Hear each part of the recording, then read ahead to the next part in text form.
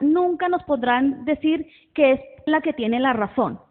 Porque de hecho, si vamos a ayudarnos por esa misma regla de 3, hay cantidad de falsas sectas y religiones que las multitudes lo siguen, pero si vamos a ir a la palabra, pues no hacen nada de lo que dice la palabra. Por lo tanto, pues la cantidad de gente que pueda seguir un movimiento o una religión no nos da a nosotros la autoridad para decir, ahí está Dios. Porque Dios definitivamente en su palabra habla de un remanente. Y ese remanente, pues es el que se va a someter a la palabra. Para podernos someter a la palabra hay que morir a muchas cosas, pues eso la gente no lo quiere. Morir a cosas para ganar otras superiores, hermanos, porque la vida que ofrece Cristo es preciosa. Siguiendo con el tema, entonces muchas iglesias han caído en todos estos falsos movimientos. Yo escuchaba esta mañana una prédica y el pastor decía que había un grupo que era parte de ese remanente, y yo decía, amén, nosotros hacemos parte de ese grupo que ha querido pagar el precio y seguir a Cristo y no a los hombres. El pilar, la confesión positiva. Ellos lo que quieren es acomodar actitudes materialistas, buscar lo material, aunque está disfrazado de espiritual, y quieren hacer su voluntad y ponen a un lado la soberanía de Dios, lo que Dios quiere. ¿Qué dice la Biblia? Que normalmente la voluntad del hombre es una voluntad corrupta. El hombre sin Dios por lo general no pide para satisfacer sus necesidades, sus deseos, lo que él quiere. Aunque la Biblia también nos autoriza a pedir cosas para nosotros, porque la Biblia dice que pidamos también. Pero hay que saber qué se pide, cuándo, y todo tiene que estar bajo la soberanía de Dios. Dice en 1 Timoteo 6:5, disputas necias de hombres corruptos de entendimiento y privados de verdad, que toman la piedad como fuente de ganancia. Apártate de los tales, le dice Pablo a Timoteo, pero gran ganancia es la piedad acompañada de contentamiento. Nosotros ya tenemos suficiente cuando dice, pero gran ganancia es la piedad acompañada de contentamiento. La vida cristiana tiene que estar acompañada de contentamiento. Un cristiano no se puede sentir mal, sentirse frustrado porque no tiene las cosas materiales que tiene otro. Porque nuestra mirada está en el cielo, nuestra mirada no está en las cosas terrenales. Por lo tanto, Pablo le está dando este consejo precioso a Timoteo y dice que tengamos una piedad acompañada de contentamiento. En ese contentamiento Dios se vuelca a bendecirnos también.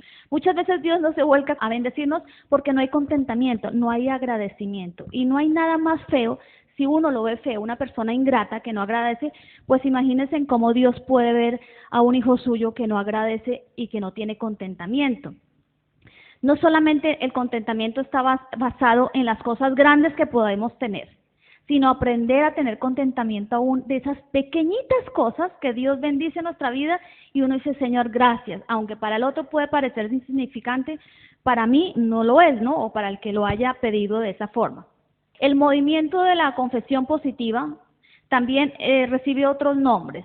Lo llaman movimiento de la fe, movimiento de la palabra de fe, nómbralo y llévalo, y la superfe. Esos son algunos de los nombres que recibe este movimiento.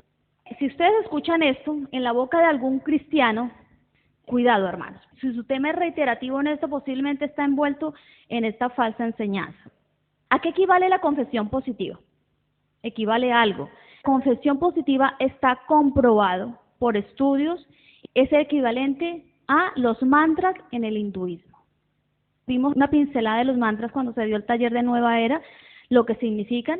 Está relacionada completamente a eso y a medida que vamos desarrollando el taller vamos a ir entendiendo lo que significa. El origen de la confesión positiva, eso no ha nacido en el corazón de Dios, hermanos, porque la Biblia no habla de confesión positiva. El origen de la confesión positiva sale de las religiones metafísicas. Ustedes saben que toda la parte metafísica, Nueva Era, eso es completamente contrario a lo que dice la palabra de Dios. Hay castigo y reprensión de Dios para los que practican ese tipo de cosas. Así que su origen, religiones metafísicas, ese movimiento se introdujo también en los carismáticos. Los carismáticos los llevan a los pentecostales, aunque no todos los pentecostales, dicho sea de paso, no todos lo aceptaron. Mucha gente dentro del pueblo de Dios lo declaró como herejía en sus inicios, ¿no? Nosotros somos pentecostales, creemos en los carismas del Espíritu Santo, Pero vemos hoy en día que hay gente que está metida en esto y practica esto sin darse cuenta. Los fundadores. Si de pronto no han oído hablar de los otros dos, sí muchos conocen a Kenny Hagin. Él es un hombre americano. El fundador moderno es Kenny Hagin. Él recibe toda su enseñanza de confesión positiva de Phineas. Phineas se la transmite a William y de William pasa a Kenyon.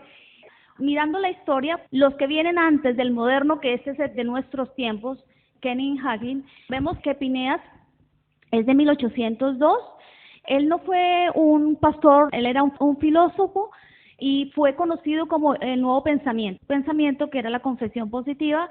Transmite sus ideas a William. William, él pertenecía a la iglesia cristiana evangélica, pero como todo, en un momento de sus vidas se disparataron, como digo yo, cambiaron completamente y empezaron a hacer cosas contrarias a la palabra, que es lo que está pasando hoy en día con muchos pastores y líderes mundiales, que empezaron bien, pero que ya a estas alturas están arrastrando una cantidad de falsas herejías. William, en un momento determinado de su ministerio, estaba bautizando en un río a sus feligreses. Y en ese momento, supuestamente, a él se le apareció el Espíritu Santo, apareció la nube de fuego. Hay evidencias seculares de que sí fue así. Esa foto fue muy famosa. Pero ustedes saben que también el diablo se disfraza y el diablo hace muchas cosas para llevar a la gente a donde quiere. Entonces, él empezó diciendo que, así como Pablo había sido llamado para anunciar al Mesías prometido y la venida de Jesús, Dios lo estaba levantando para empezar a enseñar al pueblo sobre la segunda venida. Y ahí fue empezando a introducir una cantidad de cosas terribles. Bueno, toda esa información de estos tres hombres pasa a Kenny Hagin, que es el actual, y este hombre ha llegado a decir cosas tremendas en contra de la palabra de Dios. Así que estos son sus fundadores, para que sepan, los dejo a manera de información. Quien quiera investigar sobre ellos, pues investigue para que aprendan un poquito más. Ellos han escrito muchos libros enseñando toda su falsa doctrina. Kenyon dice así: el mundo fue creado por Dios al decir la palabra sea. Por lo tanto, Dios tiene que ser un Dios de fe, puesto que tuvo fe que sus propias palabras causarían que la creación fuera hecha. Así la palabra queda entretejida en la misma fibra de la creación. La palabra decir la palabra, confesar la palabra, pasa a ser una de las leyes espirituales universales que mantienen a la creación funcionando en su lugar. Palabras preñadas de fe trajeron este universo a la existencia y palabras preñadas de fe lo preservan hasta el día de hoy. Hoy van a ver muchas afirmaciones de este estilo. No se asusten, pero es necesario conocerlas para saber todo el pensamiento y hasta dónde ha llegado. Aquí está diciendo él que Dios, por el poder de su palabra, que creó todas las cosas. Así lo dice la palabra y en eso nosotros creemos, ¿cierto? De que Dios, dice la palabra, el Señor dijo, sea la luz, y fue la luz. Eso es bíblico y es correcto. Pero como siempre, todas estas falsas enseñanzas vienen muy entremezcladas con mentiras tremendas, mentiras del mismo Satanás, ¿no? Entonces aquí en pocas palabras nos está diciendo que Dios tuvo que tener fe en esa palabra para que se crearan las cosas. Eso es una herejía completa. Dios no tiene que tener fe, porque Dios es Dios, hermanos. ¿Y Dios en qué va a tener fe? Entonces, sin embargo, Kenyon hizo esa afirmación tan fuerte, ¿no? Que Dios tuvo que tener fe para que cuando Él pronunciara esas palabras, pues las cosas fueran hechas. Eso no es bíblico, hermanos. Una cosa importante que no les dije del segundo, del que recibió la revelación supuestamente del Espíritu Santo, que fue Brian, en 1950, él empezó a cambiar su mensaje con algo muy fuerte. Empezó a decir y a enseñar que la doctrina de la Trinidad es una doctrina de demonios, hermanos. La doctrina de la Trinidad es una doctrina bíblica, Padre, Hijo y Espíritu Santo. Si bien la palabra no está escrita como tal, Trinidad, hay versículos que nos hacen ver de que sí existe la Trinidad, y bueno, en muchos versículos, inclusive en el mismo bautismo de Jesús, sin embargo, dijo esta tremenda herejía, y bueno, y otra cantidad de enseñanzas. Dentro de las más fuertes están estas dos, que fue el comisionado para la segunda venida. El mensaje de la segunda venida no fue dado para uno.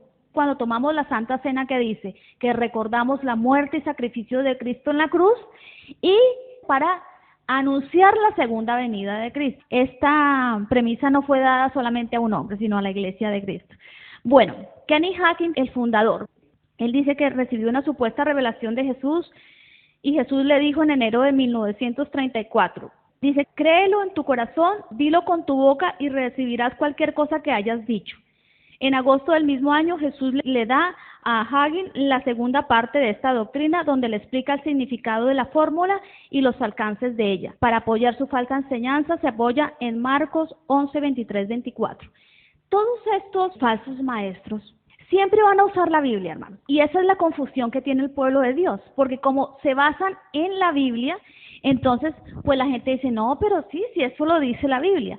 Y hemos aprendido aquí en la iglesia y en las últimas conferencias hemos hablado que no podemos hacer una doctrina de un solo versículo, sino que tenemos que mirar todo lo que dice la Biblia acerca de ese tema para poder sacar una doctrina. Entonces, Hagin aquí sencillamente coge un versículo, lo acomoda a la confesión positiva, que es lo que él quiere enseñar. Lo que dice Marcos es, porque de cierto os digo que cualquiera que dijere a este monte, quítate y échate al mar, y no dudar en su corazón, sino creyere que será hecho lo que dice, lo que diga, le será hecho. Por tanto os digo que todo lo que pidiereis orando, creed que lo recibiréis y os vendrá.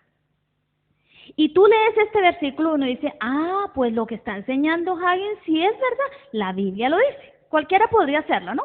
Aquí dice que todo lo que yo pida al Padre me será hecho. Pero como les dije, la interpretación que hace Hagin de este versículo es completamente incorrecta, porque aunque sí le dice la palabra, tenemos que saber qué dice la Biblia acerca de cuando oramos y cuando pedimos. Así que cualquier cosa que salga de nuestra boca y le pidamos a Dios, hermanos, Dios no nos la va a responder. Hay condiciones en la oración para que nuestras oraciones sean contestadas.